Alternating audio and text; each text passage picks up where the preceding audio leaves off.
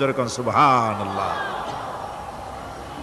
নামাজকে পড়তে বলা হয়নি, কোরআন শরীফে বলা হয়েছে নামাজ কায়েম করো। কি বলা হয়েছে কন্ত দেখি? নামাজ কায়েম করো, নামাজ পড়ো। এই কথা কিন্তু কোরআন শরীফে কোনো জায়গায় আছে নাকি? এখন কায়েম করা কারে বলে? একটা গুরুত্বপূর্ণ আরেকটি বিষয়, নামাজ কায়েম করতে বলা হয়েছে। কায়েম কি? কায়েমটা হচ্ছে দৃষ্টান্ত স্বরূপ বলা যায় যে জিনিসটা সমাজে প্রতিষ্ঠিত আছে ওইটারে বলে কায়েম হওয়া, আর যেটা প্রতিষ্ঠিত নাই ওটা কায়েম নাই।